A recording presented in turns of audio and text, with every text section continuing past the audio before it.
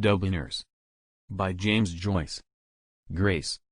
Two gentlemen who were in the lavatory at the time tried to lift him up, but he was quite helpless. He lay curled up at the foot of the stairs down which he had fallen. They succeeded in turning him over. His hat had rolled a few yards away and his clothes were smeared with the filth and ooze of the floor on which he had lain, face downwards. His eyes were closed and he breathed with a grunting noise.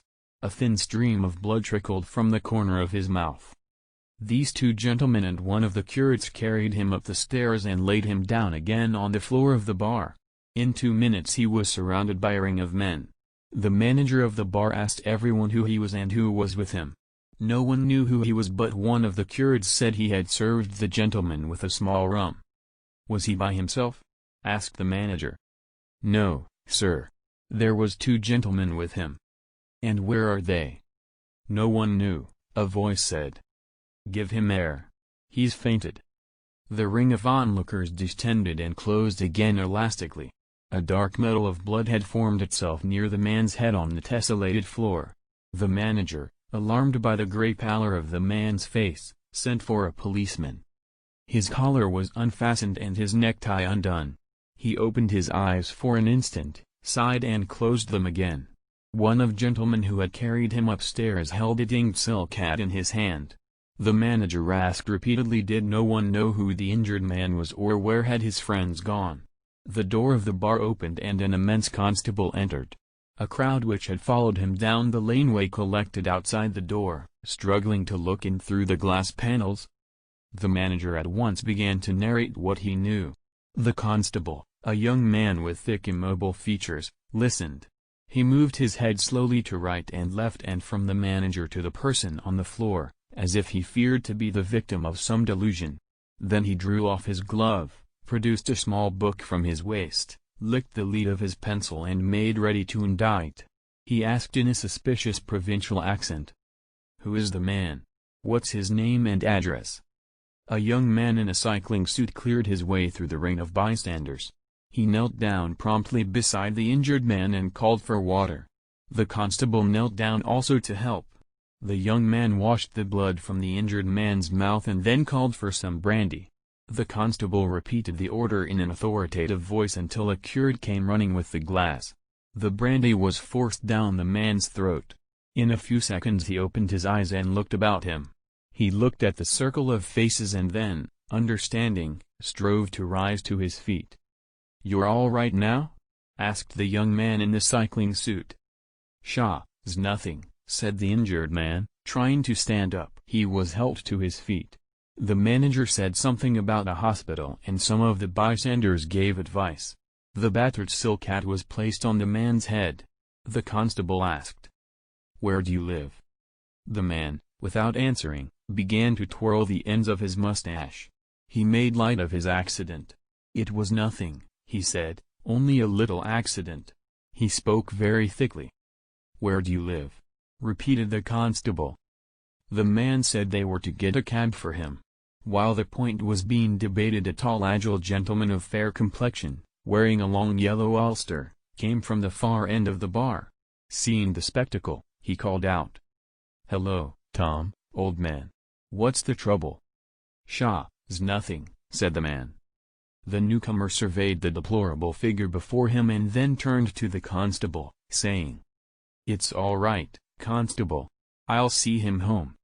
The constable touched his helmet and answered, "All right, Mr. Power." "Come now, Tom," said Mr. Power, taking his friend by the arm. "No bones broken. What? Can you walk?" The young man in the cycling suit took the man by the other arm and the crowd divided. "How did you get yourself into this mess?" asked Mr. Power. "The gentleman fell down the stairs," said the young man. "I ain't obliged to you, sir," said the injured man. "Not at all. Can't we have a little?" "Not now. Not now." The 3 men left the bar and the crowd sifted through the doors into the laneway. The manager brought the constable to the stairs to inspect the scene of the accident. They agreed that the gentleman must have missed his footing. The customers returned to the counter and a curate set about removing the traces of blood from the floor.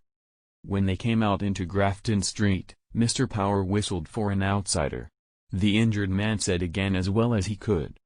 "I are lied to you, sir. I hope we'll eat again. Why nay is Kernan." The shock and the incipient pain had partly sobered him. "Don't mention it," said the young man. They shook hands. Mr. Kernan was hoisted onto the car and, while Mr. Power was giving directions to the carman, he expressed his gratitude to the young man and regretted that they could not have a little drink together. "Another time," said the young man. The car drove off towards Westmoreland Street. As it passed Ballast Office the clock showed 9:30. A keen east wind hit them, blowing from the mouth of the river. Mr. Kernan was huddled together with cold. His friend asked him to tell how the accident had happened. "Aunt Anne," he answered, "why young is hurt."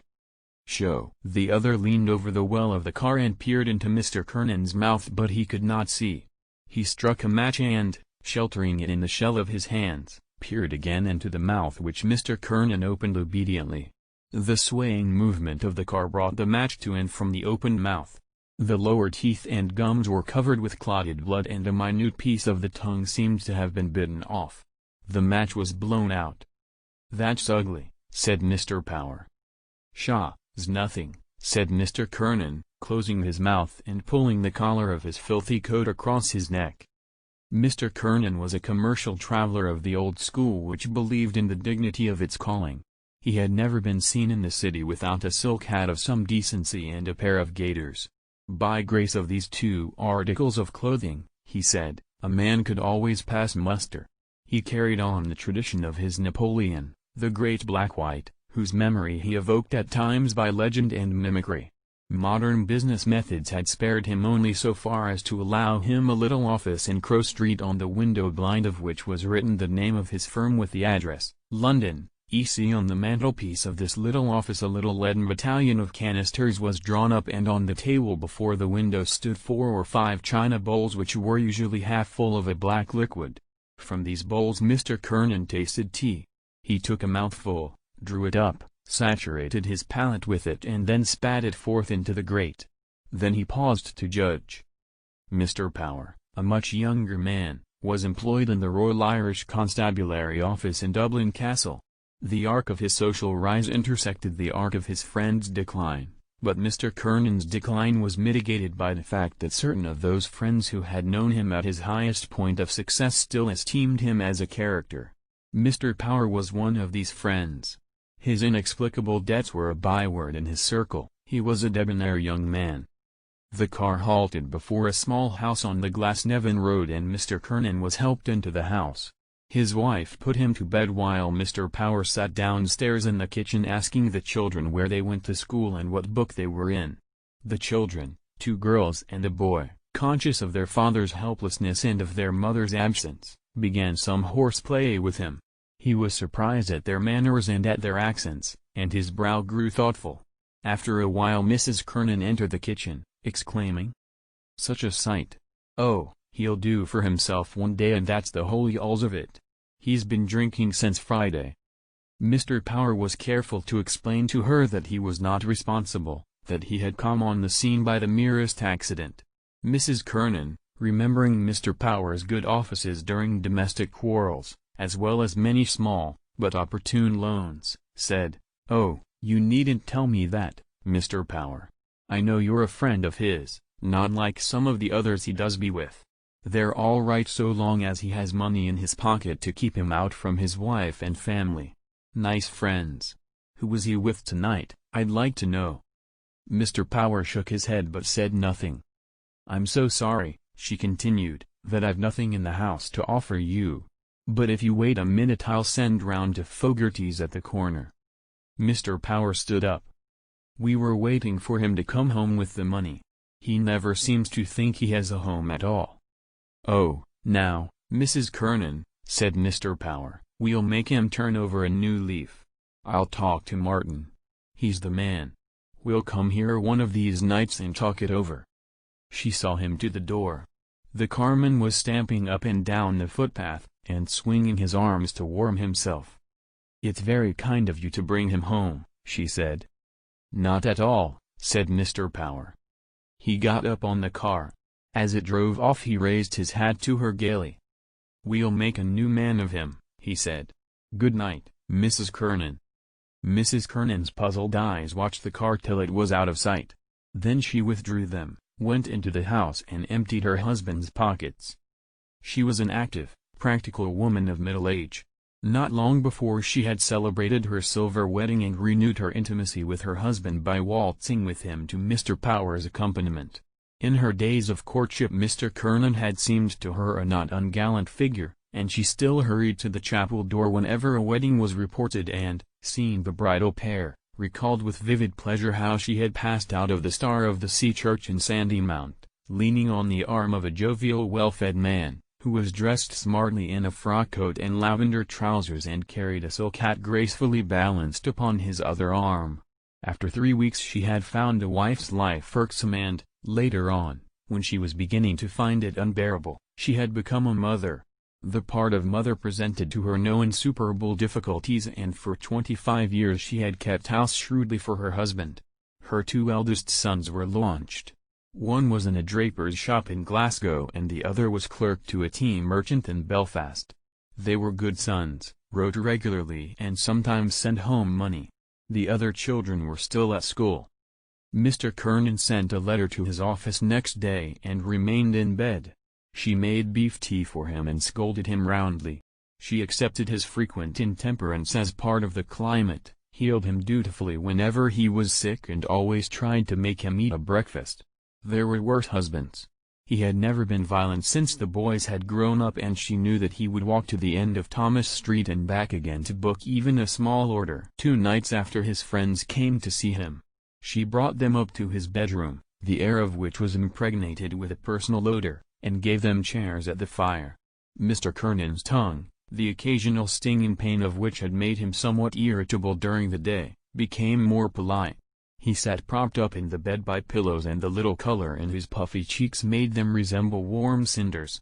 He apologized to his guests for the disorder of the room, but at the same time looked at them a little proudly, with a veteran's pride. He was quite unconscious that he was the victim of a plot which his friends, Mr. Cunningham, Mr. McCoy and Mr. Power had disclosed to Mrs. Kernan in the parlor.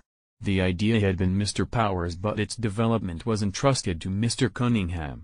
Mr. Kernan came of Protestant stock and, though he had been converted to the Catholic faith at the time of his marriage, he had not been in the pale of the Church for 20 years.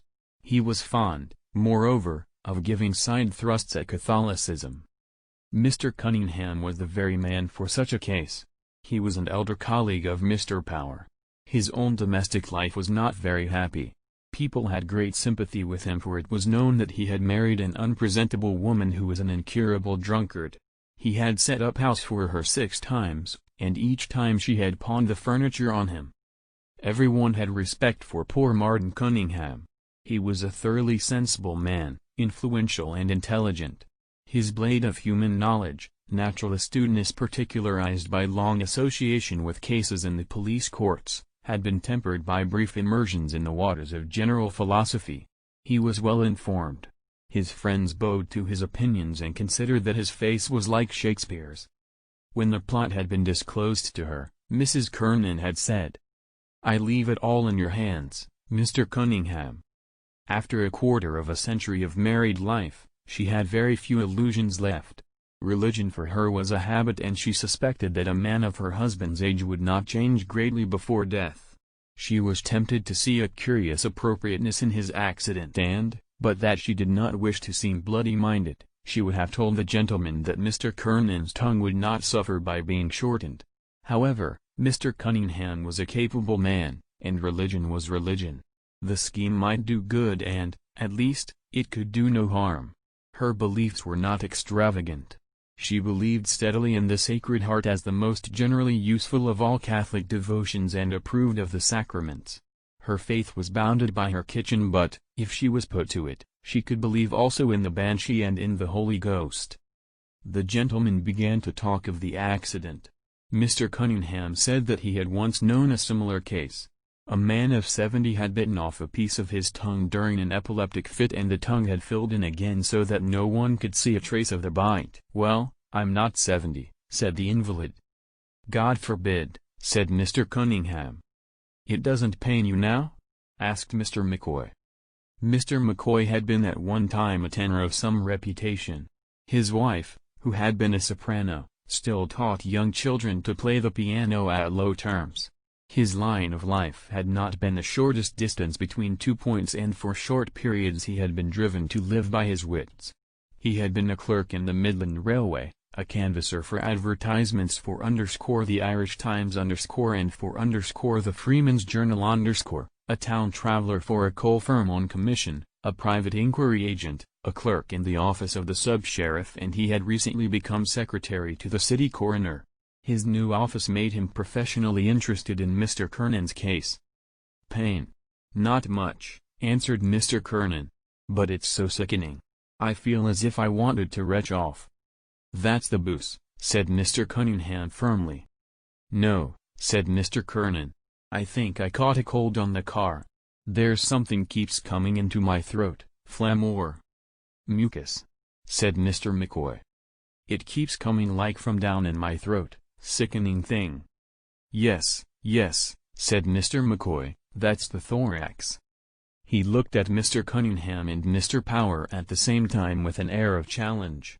Mr. Cunningham nodded his head rapidly and Mr. Power said, "Ah, well, all's well that ends well." "I'm very much obliged to you, old man," said the invalid. Mr. Power waved his hand. "Those other two fellows I was with." "Who were you with?" asked Mr. Cunningham. "A chap. I don't know his name." "Damn it now, what's his name?" "Little chap with sandy hair." "And who else?" "Harford." said Mr. Cunningham. When Mr. Cunningham made that remark, people were silent. It was known that the speaker had secret sources of information. In this case the monosyllable had a moral intention.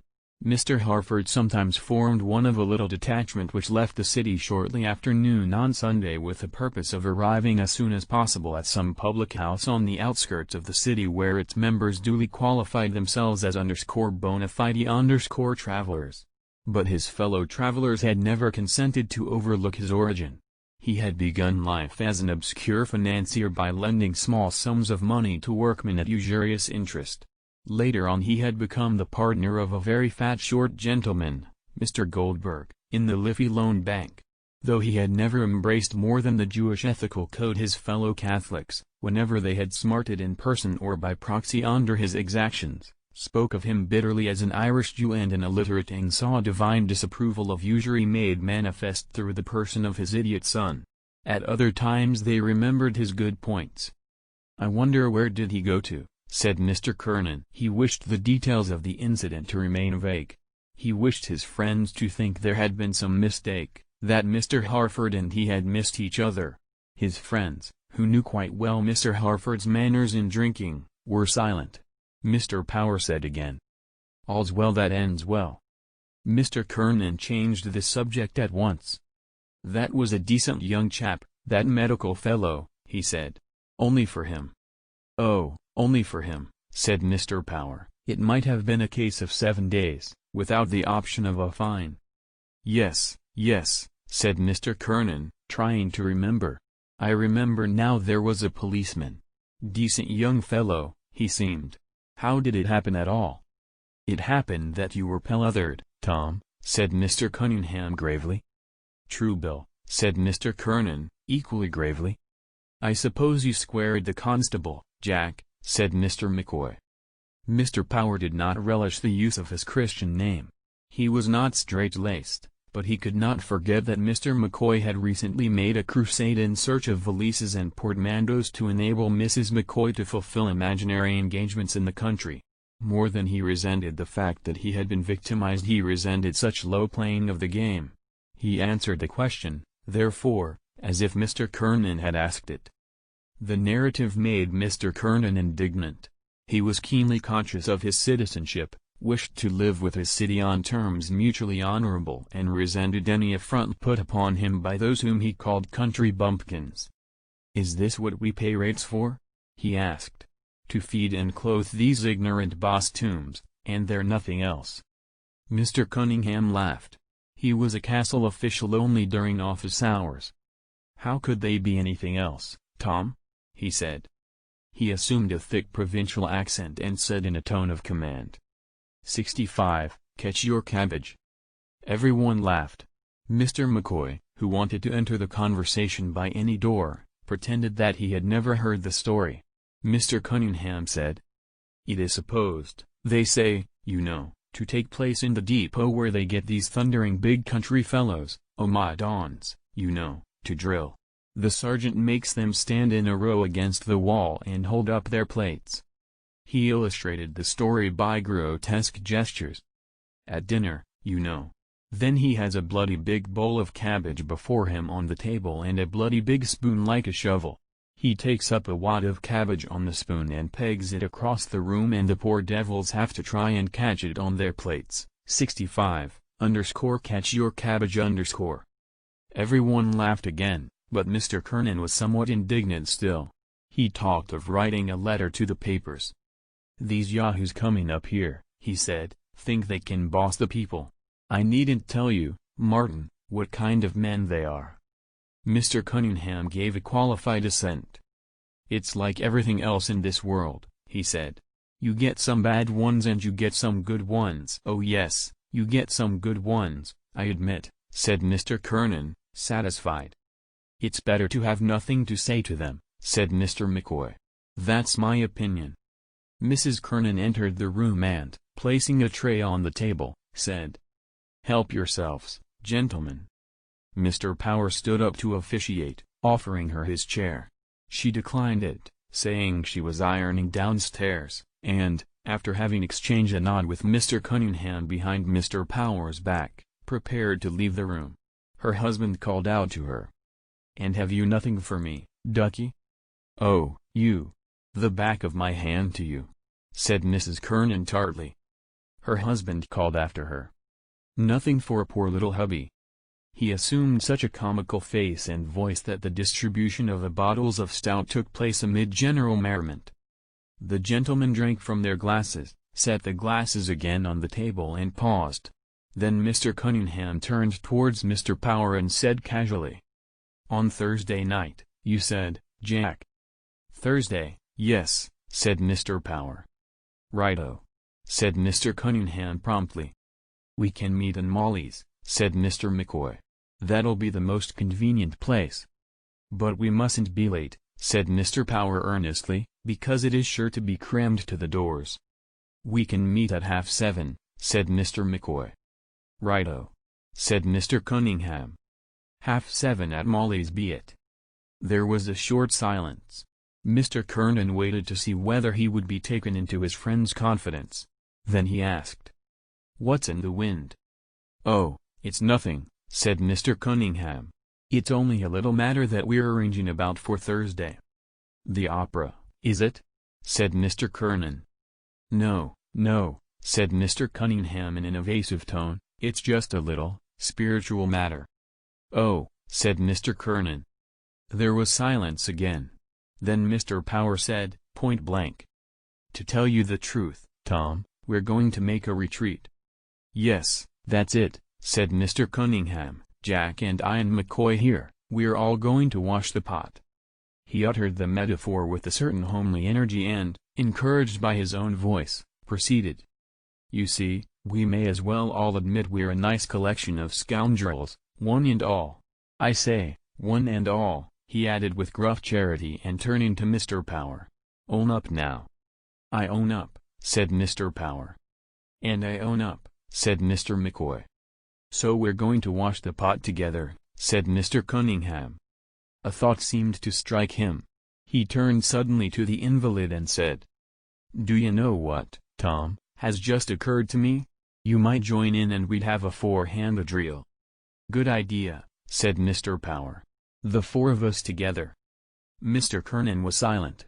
The proposal conveyed very little meaning to his mind, but, understanding that some spiritual agencies were about to concern themselves on his behalf, he thought he owed it to his dignity to show a stiff neck.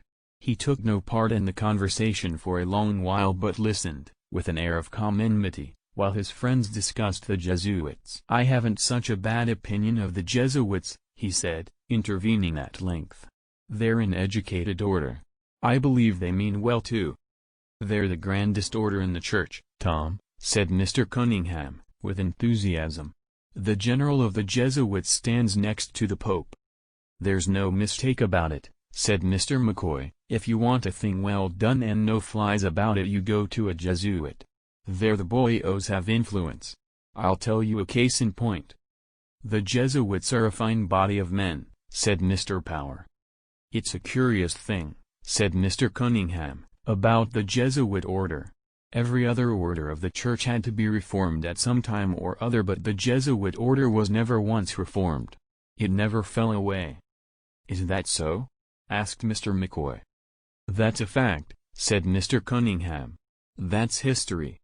Look at their church, too, said Mr. Power. Look at the congregation they have. The Jesuits cater for the upper classes, said Mr. McCoy.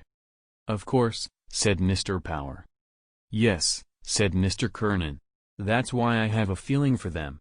It's some of those secular priests, ignorant, bumptious. They're all good men, said Mr. Cunningham, each in his own way. The Irish priesthood is honored all the world over. Oh yes, said Mr. Power.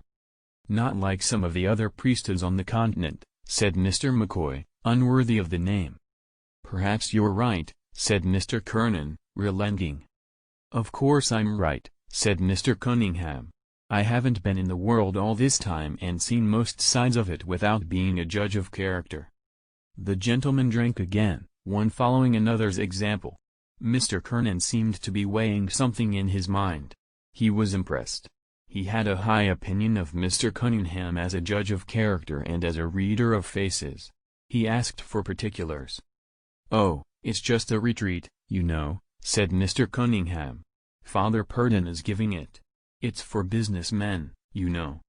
He won't be too hard on us, Tom, said Mr. Power persuasively. Father Purdon? Father Purdon? Said the invalid. Oh, you must know him, Tom, said Mr. Cunningham stoutly. Fine jolly fellow. He's a man of the world like ourselves. Ah, yes. I think I know him. Rather red face, tall. That's the man. And tell me, Martin, is he a good preacher? No. It's not exactly a sermon, you know. It's just kind of a friendly talk, you know, in a common-sense way. Mr. Kernan deliberated. Mr. McCoy said. Father Tom Burke, that was the boy. Oh, Father Tom Burke, said Mr. Cunningham, that was a born orator. Did you ever hear him, Tom? Did I ever hear him? Said the invalid, nettled. Rather. I heard him. And yet they say he wasn't much of a theologian, said Mr. Cunningham. Is that so? Said Mr. McCoy. Oh, of course, nothing wrong, you know. Only sometimes, they say, he didn't preach what was quite orthodox. Ah, he was a splendid man, said Mr. McCoy. I heard him once, Mr. Kernan continued. I forget the subject of his discourse now. Crofton and I were in the back of the pit, you know, the body, said Mr. Cunningham. Yes, in the back near the door. I forget now what. Oh yes, it was on the Pope, the late Pope. I remember it well. Upon my word it was magnificent, the style of the oratory. And his voice. God. Hadn't he a voice?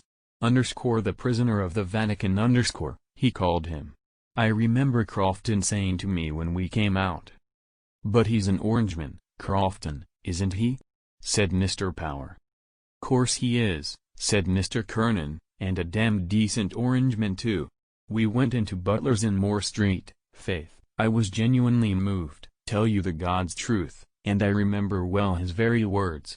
Kernan he said, we worship at different altars he said, but our belief is the same Struck me as very well put. There's a good deal in that, said Mr. Power. There used always to be crowds of Protestants in the chapel where Father Tom was preaching. There's not much difference between us, said Mr. McCoy. We both believe in. He hesitated for a moment. In the Redeemer. Only they don't believe in the Pope and in the Mother of God. But, of course, said Mr. Cunningham quietly and effectively. "Our religion is the religion, the old, original faith." "Not a doubt of it," said Mr. Kernan warmly. Mrs. Kernan came to the door of the bedroom and announced, "Here's a visitor for you." "Who is it?" "Mr. Fogarty." "Oh, come in. Come in." A pale oval face came forward into the light. The arch of its fair trailing mustache was repeated in the fair eyebrows looped above pleasantly astonished eyes. Mr. Fogarty was a modest grocer. He had failed in business in a licensed house in the city because his financial condition had constrained him to tie himself to second-class distillers and brewers. He had opened a small shop on Glasnevin Road where, he flattered himself, his manners would ingratiate him with the housewives of the district. He bore himself with a certain grace, complimented little children and spoke with a neat enunciation. He was not without culture. Mr. Fogarty brought a gift with him, a half-pint of special whiskey. He inquired politely for Mr. Kernan, placed his gift on the table and sat down with the company on equal terms. Mr. Kernan appreciated the gift all the more since he was aware that there was a small account for groceries unsettled between him and Mr. Fogarty. He said, "I wouldn't doubt you, old man. Open that, Jack, will you?" Mr. Power again officiated. Glasses were rinsed and 5 small measures of whiskey were poured out. This new influence enlivened the conversation. Mr. Fogarty, sitting on a small area of the chair, was specially interested. "Pope Leo XIII," said Mr. Cunningham, "was one of the lights of the age. His great idea, you know, was the union of the Latin and Greek churches. That was the aim of his life." "I often heard he was one of the most intellectual men in Europe," said Mr. Power. "I mean, apart from his being Pope." "So he was," said Mr. Cunningham, "if not the most so. His motto, you know, as Pope, was lux upon lux, light upon light . "No, no," said Mr. Fogarty eagerly. "I think you are wrong there. It was lux in tenebris I think, light in darkness . "Oh yes," said Mr. McCoy, tenebrae . "Allow me," said Mr. Cunningham positively, "it was lux upon lux . And Pius IX.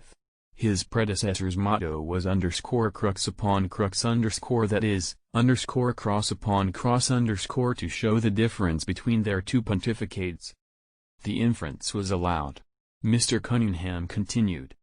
"Pope Leo, you know, was a great scholar and a poet." "He had a strong face," said Mr. Kernan. "Yes," said Mr. Cunningham. "He wrote Latin poetry." "Is that so?" said Mr. Fogarty. Mr. McCoy tasted his whiskey contentedly and shook his head with a double intention, saying, "That's no joke, I can tell you." "We didn't learn that, Tom," said Mr. Power, following Mr. McCoy's example, "when we went to the penny-a-week school." "There was many a good man went to the penny-a-week school with a sod of turf under his oxter," said Mr. Kernan sententiously. "The old system was the best, plain honest education. None of your modern trumpery." "Quite right," said Mr. Power. "No superfluities," said Mr. Fogarty. He enunciated the word and then drank gravely.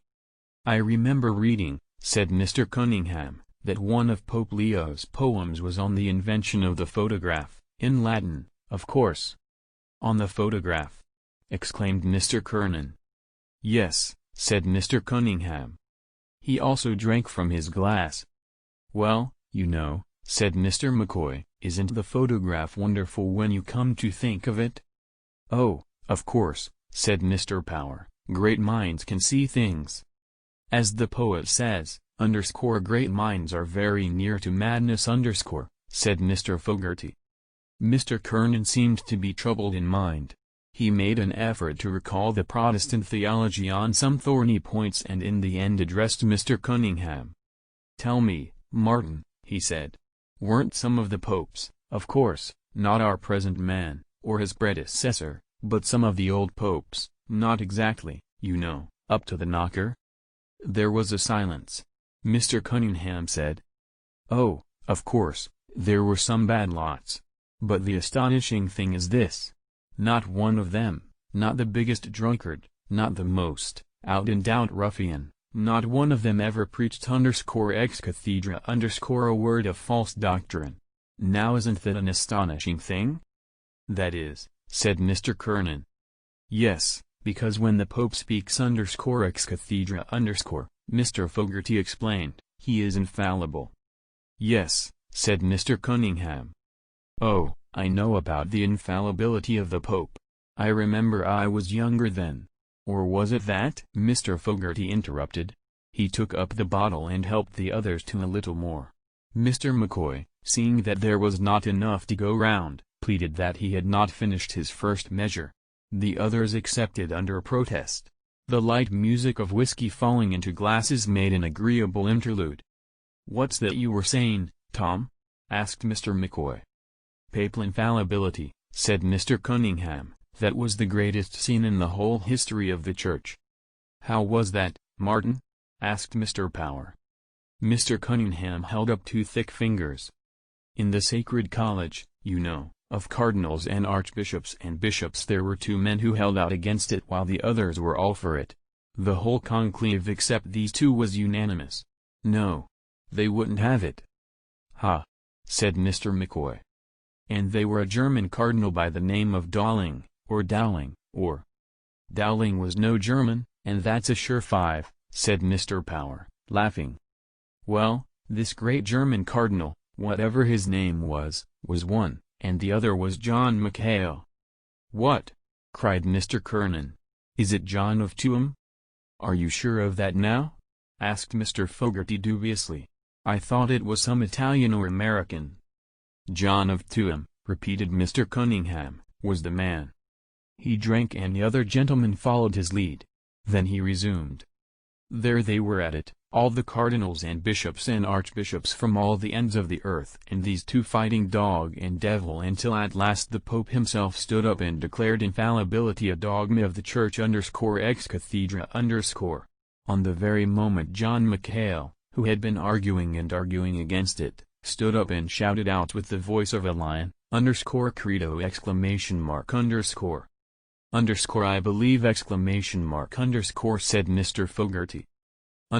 Credo ! said Mr. Cunningham. That showed the faith he had.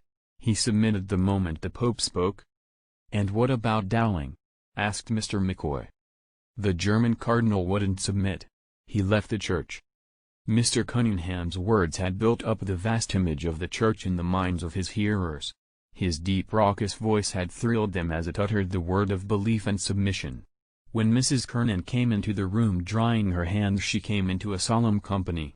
She did not disturb the silence, but leaned over the rail at the foot of the bed. "I once saw John McHale," said Mr. Kernan, "and I'll never forget it as long as I live." He turned towards his wife to be confirmed. "I often told you that?" Mrs. Kernan nodded. "It was at the unveiling of Sir John Gray's statue. Edmund Dwyer Gray was speaking, blathering away, and here was this old fellow, crabbed-looking old chap, looking at him from under his bushy eyebrows." Mr. Kernan knitted his brows and, lowering his head like an angry bull, glared at his wife. "God!" he exclaimed, resuming his natural face, "I never saw such an eye in a man's head. It was as much as to say, I have you properly taped, my lad . He had an eye like a hawk." "None of the Greys was any good," said Mr. Power. There was a pause again. Mr. Power turned to Mrs. Kernan and said with abrupt joviality, "Well, Mrs. Kernan, we're going to make your man here a good holy pious and God-fearing Roman Catholic." He swept his arm round the company inclusively. "We're all going to make a retreat together and confess our sins, and God knows we want it badly." "I don't mind," said Mr. Kernan, smiling a little nervously. Mrs. Kernan thought it would be wiser to conceal her satisfaction. So she said, "I pity the poor priest that has to listen to your tale." Mr. Kernan's expression changed. "If he doesn't like it," he said bluntly, "he can do the other thing. I'll just tell him my little tale of woe. I'm not such a bad fellow." Mr. Cunningham intervened promptly. "We'll all renounce the devil," he said, together, not forgetting his works and pomps. "Get behind me, Satan," said Mr. Fogarty, laughing and looking at the others. Mr. Power said nothing. He felt completely outgeneraled. But a pleased expression flickered across his face. "All we have to do," said Mr. Cunningham, "is to stand up with lighted candles in our hands and renew our baptismal vows." "Oh, don't forget the candle, Tom," said Mr. McCoy, "whatever you do." "What?" said Mr. Kernan. "Must I have a candle?" "Oh yes," said Mr. Cunningham. "No, damn it all," said Mr. Kernan sensibly, "I draw the line there. I'll do the job right enough. I'll do the retreat business and confession, and all that business. But, no candles? No, damn it all, I bar the candles." He shook his head with farcical gravity. "Listen to that," said his wife. "I bar the candles," said Mr. Kernan, conscious of having created an effect on his audience and continuing to shake his head to and fro. "I bar the magic lantern business." Everyone laughed heartily. "There's a nice Catholic for you," said his wife. "No candles?" repeated Mr. Kernan obdurately. "That's off." The transept of the Jesuit church in Gardiner Street was almost full, and still at every moment gentlemen entered from the side door and, directed by the lay brother, walked on tiptoe along the aisles until they found seating accommodation. The gentlemen were all well dressed and orderly. The light of the lamps of the church fell upon an assembly of black clothes and white collars, relieved here and there by weeds, on dark mottled pillars of green marble and on lugubrious canvases. The gentlemen sat in the benches, having hitched their trousers slightly above their knees and laid their hats in security. They sat well back and gazed formally at the distant speck of red light which was suspended before the high altar. In one of the benches near the pulpit sat Mr. Cunningham and Mr. Kernan. In the bench behind sat Mr. McCoy alone, and in the bench behind him sat Mr. Power and Mr. Fogarty. Mr. McCoy had tried unsuccessfully to find a place in the bench with the others and, when the party had settled down in the form of a quincunx, he had tried unsuccessfully to make comic remarks. As these had not been well received he had desisted. Even he was sensible of the decorous atmosphere and even he began to respond to the religious stimulus. In a whisper Mr. Cunningham drew Mr. Kernan's attention to Mr. Harford, the money-lender, who sat some distance off, and to Mr. Fanning, the registration agent and mayor-maker of the city, who was sitting immediately under the pulpit beside one of the newly elected councillors of the ward. To the right sat old Michael Grimes, the owner of 3 pawnbrokers' shops, and Dan Hogan's nephew, who was up for the job in the town clerk's office. Farther in front sat Mr. Hendrick, the chief reporter of the Freeman's Journal and poor O'Carroll, an old friend of Mr. Kernan's, who had been at one time a considerable commercial figure. Gradually, as he recognized familiar faces, Mr. Kernan began to feel more at home. His hat, which had been rehabilitated by his wife, rested upon his knees. Once or twice he pulled down his cuffs with one hand while he held the brim of his hat lightly, but firmly, with the other hand. A powerful-looking figure, the upper part of which was draped with a white surplice, was observed to be struggling up into the pulpit. Simultaneously the congregation unsettled, produced handkerchiefs and knelt upon them with care. Mr. Kernan followed the general example.